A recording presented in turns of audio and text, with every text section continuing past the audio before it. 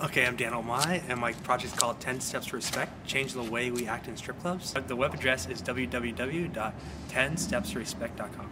It consists of 3 parts. The first is misconceptions, and I guess labeling of strippers, or just exotic dancers as they're known as.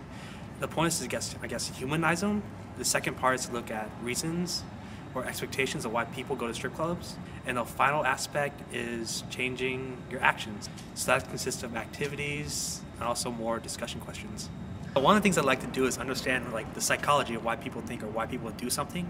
So this project gave me an opportunity to go look, to understand why men act a certain way in strip clubs. At first I had the mob mentality just like everyone else. It was the mentality that you can get away with anything, so it's okay to be disrespectful and to objectify the women. But then once you get to know some of them, they're just like you and me. They're students or they're mothers. So I guess I turned them from an object to a human. I just want people to do the same. Well, one of the issues I covered was the business ideal. Typically, a business meeting these days, it consists of people going to the meeting all day, then going to an expensive dinner before hitting up the strip club to wind down. In essence, we're forming an old boys club where women are excluded from meetings, as well as chances to network with older men and advance their careers. So in essence, the sexism is not just in the actual buildings anymore, it's now in the culture of the business also. Well, one of the things I covered was changing expectations. I mean, most of us have a concept of a strip club. It's either really rowdy, there's sex in the champagne room, that's actually a song. So I guess most of those things aren't true. It is a myth pushed by some of the dancers in order to sell more dances.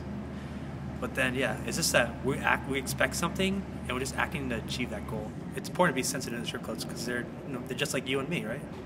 They are humans. They have the same problems we do. They have the same aspirations. The only difference is they're working as a dancer while we're working at a normal job.